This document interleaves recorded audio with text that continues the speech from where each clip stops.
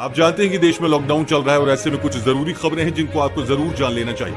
दोस्तों, लॉकडाउन के बाद आप कहां कहां जा सकते हैं, क्या क्या कर सकते हैं और रेल यात्रा, फ्लाइट सेवाएं और बस सेवा से जुड़ी हर बड़ी खबर हम आपको आज के वीडियो में देने वाले हैं। सबसे पहले तो एक बार चीनी बीमारी से संक्रमितों का आंकड़ा देख लेते हैं। देश में अब तक 1,65,799 लोग संक्रमित हुए हैं। इनमें से 89,987 का इलाज चल रहा है। 71,105 ठीक हो चुके हैं और जैसे जैसे मैं आपको बता रहा हूं ये आंकड़े और भी बढ़ रहे होंगे। इसी के साथ दोस्तों, आज की बड़ी खबरों में आप देखेंगे लॉकडाउन के खत्म होते ही 1 जून से आपकी जिंदगी में होने जा रहे हैं ये 5 बड़े बदलाव, जान लें। और प्राइवेट और सरकारी 12वीं तक सबकी स्कूल फीस होगी माफ। आगे देखेंगे तेजी से फैल रहा है टिड्डियों का आतंक, हेलीकॉप्टर से छिड़काव करने का प्लान बना रही है सरकार। साथ ही 1 जून से चलने वाली इंडियन रेलवेज की 200 स्पेशल ट्रेनों का इन स्टेशनों पर होगा ठहराव। यहां देखिए पूरी लिस्ट। दोस्तों, हर खबर को विस्तार से जानने के लिए वीडियो देखते रहिए। ये सारी खबर आपके लिए बेहद जरूरी है। लेकिन उससे पहले इस वीडियो को बनाने में मुझे बहुत मेहनत लगती है और इस मेहनत के लिए वीडियो को आप एक छोटा सा लाइक जरूर कर दीजिए। फटाफट से आपको ले चलते हैं हमारी आज की सबसे पहली और बड़ी खबर की तरफ।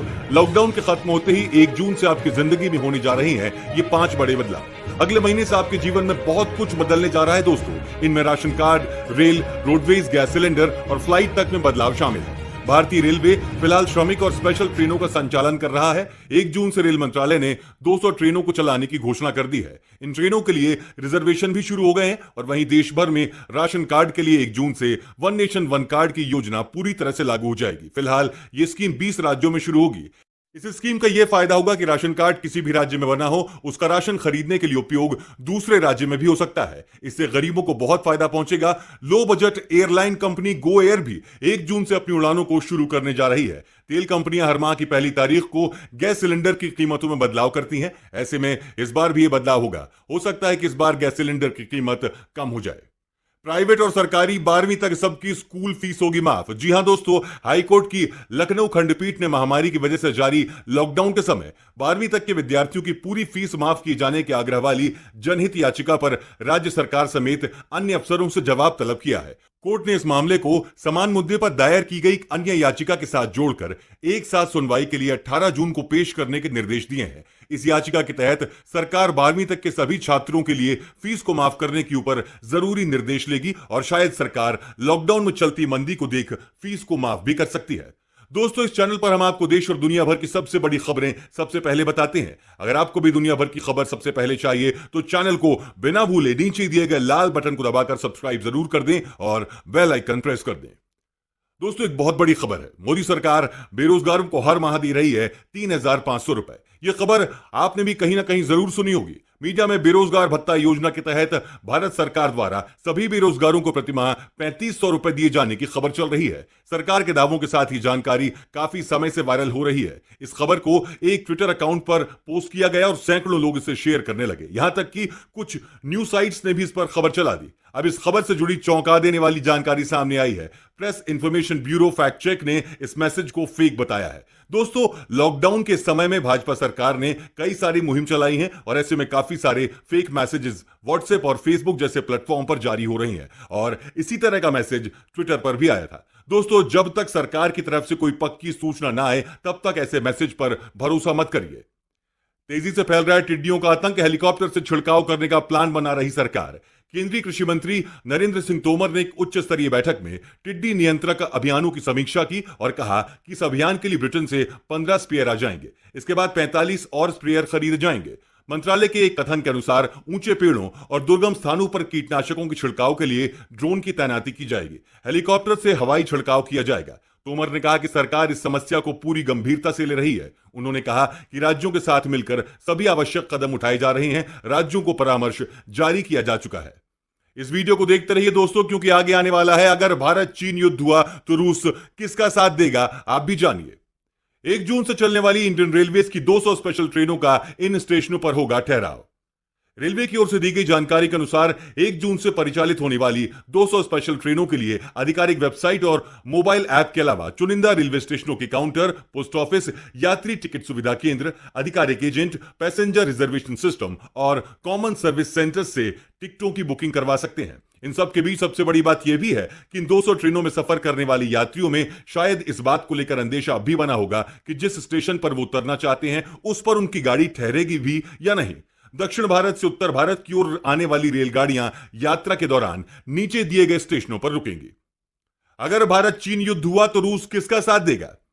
महामारी के समय में जहां एक तरफ सभी देशों के सामने आर्थिक और सामाजिक चुनौती पेश आ रही है, तो वहीं ऐसे समय में भी चीन अपने पड़ोसी देशों के साथ विवाद बढ़ाने से बाज नहीं आ रहा है। लेकिन भारत और चीन के बीच इस विवाद पर रूस का क्या रुख है, वो आप रूस की सरकारी मीडिया की रिपोर्टिंग देखकर भली भांति समझ सकते हैं। महामारी काल में सिर्फ रूस ही एकमात्र ऐसा देश है जो चीन की तरफदारी करता दिखाई दे रहा है। वहीं रूस के भारत के साथ भी बेहद गहरे संबंध है। हालांकि रशिया टुडे की एक रिपोर्ट के अनुसार चीन ने जिस क्षेत्र पर कब्जा जमाया है वो भारतीय भूमि है और चीन के दावों की ठीक उलट संपूर्ण लद्दाख क्षेत्र पर भारत शासन करने का वास्तविक अधिकारी है। रशिया टुडे की इस रिपोर्ट में इस बात पर भी सहमति जताई गई है कि भारत को अपने क्षेत्र में विकास पूरा करने का पूरा अधिकार है और चीन इसमें हस्तक्षेप करने वाला कोई नहीं होता। इससे स्पष्ट हो जाता है कि रूस के साथ साथ वहां की सरकारी मीडिया में भी भारत के पक्ष में ही रुख बनता दिखाई दे रहा है। इसी के साथ दोस्तों, आप आगे की बड़ी खबरों में देखने वाले हैं रेलवे में कई पदों पर वैकेंसी, सिर्फ इंटरव्यू से मिलेगी नौकरी। पूरी जानकारी के लिए देखते रहिए। साथ ही देखेंगे लॉकडाउन में भी दिल्ली गुरुग्राम बॉर्डर पर जाम, पास वालों को भी एंट्री नहीं दी गई। पूरा मामला देखने के लिए वीडियो को देखते रहिए दोस्तों। और योगी सरकार की तरफ से बड़ा कदम, 7.5 लाख श्रमिकों को रोजगार देने का प्लान।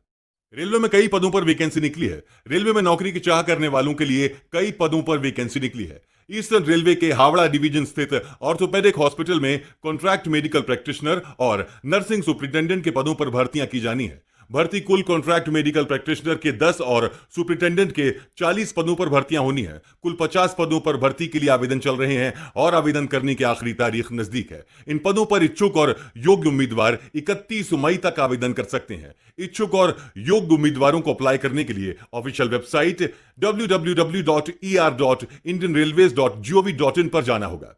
वहीं दोस्तों, एक बहुत बड़ी खबर आ रही है। चीन से सीमा विवाद पर पीएम मोदी अच्छे मूड में नहीं है। इसकी पुष्टि खुद अमेरिका के प्रेसिडेंट डोनाल्ड ट्रंप ने की है। भारत चीन सीमा विवाद पर अमेरिकी राष्ट्रपति डोनाल्ड ट्रंप का बड़ा बयान आया है। ट्रंप ने कहा है कि भारत और चीन के बीच बहुत बड़ा विवाद है। दोनों देशों के पास बड़ी आबादी और ताकतवर सेनाएं हैं। मैंने प्रधानमंत्री नरेंद्र मोदी से बात की। चीन के साथ जो चल रहा है उसको लेकर वो अच्छे मूड में नहीं है। मौजूदा स्थिति को लेकर दोनों देश खुश नहीं है। व्हाइट हाउस के ओवल ऑफिस में रिपोर्टर्स से बात करते हुए ट्रंप ने कहा कि मैं प्रधानमंत्री मोदी को काफी पसंद करता हूं। ट्रंप भारत चीन के बीच विवाद सुलझाने के लिए मध्यस्थता की पेशकश भी कर चुके हैं। लॉकडाउन में भी दिल्ली गुरुग्राम बॉर्डर पर जाम, पास वालों को भी एंट्री नहीं दी गई। चीनी बीमारी के बढ़ते मामलों को लेकर हरियाणा सरकार ने दिल्ली से सटे बॉर्डर को एक बार फिर सील कर दिया है। गुरुवार रात को यह फैसला लिया गया, लेकिन शुक्रवार की सुबह इसका असर बॉर्डर इलाकों में दिखा। दिल्ली गुरुग्राम बॉर्डर पर शुक्रवार सुबह बड़ी संख्या में लोग जमा हुए और यहां लंबा जाम लग गया। बता दें कि गुरुवार को ही हरियाणा के गृह मंत्री अनिल विज ने इस आदेश को जारी किया था। उन्होंने कहा कि दिल्ली के साथ लगते जिले हरियाणा के लिए बहुत बड़ी चिंता है। हमारे 80% केस उन जिलों में हैं जो दिल्ली से सटे हैं। ऐसे में बेहद जरूरी है कि दिल्ली से सटे हरियाणा बॉर्डर को सील रखा जाए। गौरतलब है कि इससे पहले भी हरियाणा ने बॉर्डर को सील किया था, हालांकि बाद में खोल दिया गया था। लॉकडाउन 4.0 में केंद्र सरकार ने एक राज्य से दूसरे राज्य के सफर को अनुमति दी थी, लेकिन इसके लिए दोनों राज्यों की सहमति जरूरी थी। रेलवे से जुड़ी एक बहुत बड़ी खबर आई है दोस्तों। रेल में यात्रा करने वाले ध्यान से सुन ले। 31 मई को देश में लॉकडाउन का चौथा चरण खत्म हो जाएगा। 1 जून से रेलवे ने 200 नई ट्रेनों को परिचालन करने का फैसला किया है। जून महीने से रेल सफर को लेकर रेलवे ने कई बदलाव किए हैं। यात्री अब 30 दिन की जगह 120 दिन पहले एडवांस में टिकट बुक करा सकते हैं। लॉकडाउन के दौरान चलाई जा रही विशेष ट्रेनों के लिए जारी दिशा निर्देशों में बदलाव करते हुए भारतीय रेल ने यह कदम उठाया है। रिजर्वेशन की सुविधा ऑनलाइन बुकिंग के अलावा देश भर के 1,70,000 कॉमन सर्विस सेंटर और कुछ चुनिंदा रेलवे स्टेशनों के आरक्षण सेंटर पर मुहैया कराया। रेलवे में सामान्य दिनों में अग्रिम बुकिंग की समय सीमा 120 दिन की ही रहती है।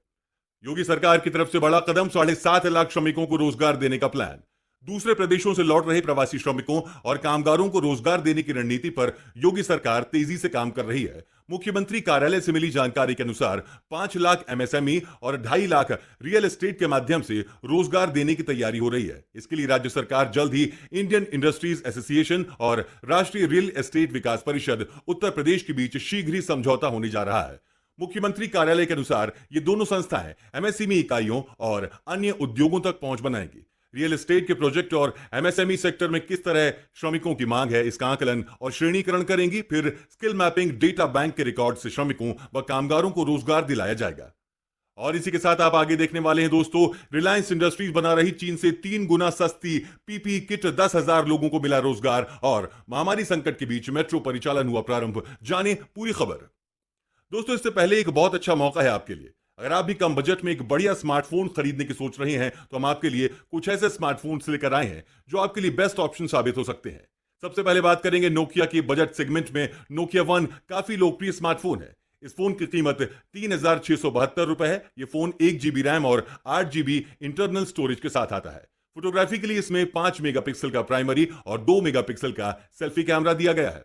और स्मार्टफोन सेगमेंट में लावा Z61 एक ऐसा स्मार्टफोन है जिसमें कई अच्छे फीचर्स देखने को मिलते हैं। इस फोन की कीमत 4,999 रुपए है, जो कि इसकी 1 GB रैम और 16 GB इंटरनल स्टोरेज वेरिएंट की है। फोटोग्राफी के लिए इसमें 8 मेगापिक्सल का प्राइमरी और 5 मेगापिक्सल का सेल्फी कैमरा दिया गया है। रिलायंस इंडस्ट्रीज बना रही चीन से 3 गुना सस्ती पीपीई किट, 10,000 लोगों को मिला रोजगार।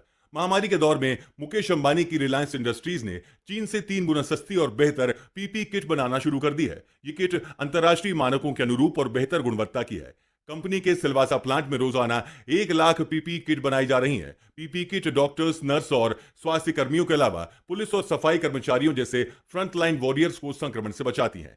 चीन से आयात की जा रही प्रति पीपी किट की कीमत 2,000 रुपए से अधिक आती है। वहीं रिलायंस की इकाई आलोक इंडस्ट्रीज पीपी किट मात्र 650 रुपए में तैयार कर रही है। इसके अलावा टेस्टिंग किट के क्षेत्र में भी रिलायंस इंडस्ट्रीज ने स्वदेशी तकनीक विकसित की है। ये आलोक इंडस्ट्रीज में पीपी बनाए जा रही हैं। आलोक इंडस्ट्रीज को हाल ही में रिलायंस इंडस्ट्रीज ने खरीद लिया है। आलोक इंडस्ट्रीज की सभी सुविधाओं का इस्तेमाल फिलहाल पीपी किट बनाने में हो रहा है। वहीं 10,000 से अधिक लोग आलोक इंडस्ट्रीज में पीपी बनाने के काम में जुटे हैं। देश के 40 करोड़ श्रमिकों के पास सीधे पहुंचेगी सरकारी मदद, पीएमओ बना रहा है यह खास नीति। दोस्तों, केंद्र और राज्य सरकार किसी के पास यह जानकारी नहीं थी कि कहां पर कितने मजदूर काम करते हैं। पता चला कि 48 करोड़ मजदूर हैं, लेकिन उनमें से 40 करोड़ ऐसे हैं जिनका कहीं कोई पंजीकरण ही नहीं है। मतलब सरकार उन्हें राहत राशि या दूसरी तरह की कोई आर्थिक मदद देना चाहे तो कैसे दे। अब प्रधानमंत्री कार्यालय ने इन मजदूरों की पहचान कर ली है। देश के किसी भी सेक्टर में काम करने वाले असंगठित श्रमिकों का डेटा तैयार किया जाएगा। ये डेटा केंद्रीय स्तर पर एकत्रित होगा, लेकिन इसे संबंधित राज्यों के साथ साझा करेंगे। इसका फायदा यह होगा कि भविष्य में किसी भी आपदा की स्थिति में केंद्र एवं राज्य सरकार सीधे इन श्रमिकों तक राहत राशि पहुंचा सकेगी। डेटाबेस तैयार होने के बाद हर एक श्रमिक को विशिष्ट पहचान नंबर प्रदान किया जाएगा। जब इन श्रमिकों का डेटा तैयार हो जाएगा तो उसके बाद कर्मचारी भविष्य निधि और कर्मचारी राज्य बीमा योजना का लाभ इन्हें मिल सकेगा। महामारी संकट के बीच मेट्रो परिचालन हुआ प्रारंभ। लॉकडाउन के बाद एक बार फिर चलने के लिए मेट्रो ने अपने स्तर पर तैयारी प्रारंभ कर दी है। मेट्रो के सभी कर्मचारियों को ड्यूटी पर बुला लिया गया है। उन्हें नई परिस्थितियों में मेट्रो परिचालन के लिए तैयार किया जा रहा है। साथ ही ट्रेन का सुबह शाम परिचालन कर सिग्नलिंग सिस्टम से लेकर ट्रैक तक की जानकारी और जांच की जा रही है, जिससे जब परिचालन प्रारंभ हो तो उसमें किसी भी तरह की कोई खामी न रहे। ट्रायल रन के दौरान इसका ध्यान रखा जा रहा है कि कहीं खराबी आती है तो उसे तुरंत सही किया जाए। लॉकडाउन में पिछले 2 माह से मेट्रो रेल पूरी तरह से बंद है। नए प्रस्तावों के प्रावधानों के मुताबिक फेस मास्क पहने बिना मेट्रो या स्टेशन में प्रवेश करने पर पूरी तरह से रोक लगाई जा सकती है। इतना ही नहीं, यात्रा के दौरान फेस मास्क उतारने पर भी यात्रियों पर जुर्माना लगाया जा सकता है। मेट्रो कर्मचारियों को चालान का अधिकार मिले, इसलिए एक्ट में परिवर्तन किया जा सकता है। और आज की आखिरी खबर में दोस्तों, 955 विदेशी जमातियों के लिए हाईकोर्ट का बड़ा आदेश है। दिल्ली हाईकोर्ट ने निजामुद्दीन मरकज मामले में आपराधिक मामलों का सामना कर रहे 955 विदेशी जमातियों को 9 अलग अलग जगहों पर शिफ्ट करने का आदेश दिया है। हाईकोर्ट ने अपने आदेश में कहा कि इन जमातियों के खाने और रोजमर्रा की जरूरतों को पूरा करने की जिम्मेदारी तबलीगी जमात की होगी। यही नहीं, ये विदेशी जमाती जिन जगहों पर रखे जाएंगे वहां से बिना इजाजत कहीं और नहीं जा सकते। बता दें कि अभी ये जमाती दिल्ली के अलग अलग क्वारंटाइन सेंटर्स में रह रहे हैं। दोस्तों, हमें नीचे कमेंट करके जरूर बताएं कि आपकी सरकार के लिए क्या सलाह है कि उन्हें कैसे लॉकडाउन के बाद स्थिति को संभालना चाहिए। अपना जवाब नीचे कमेंट करके जरूर बताएं। और साथ ही अगर आपको ऐसे ही न्यूज हर रोज अपने मोबाइल फोन पर चाहिए तो बिना भूले हमारे चैनल को नीचे दिए गए लाल बटन को दबाकर सब्सक्राइब जरूर कर दें। धन्यवाद।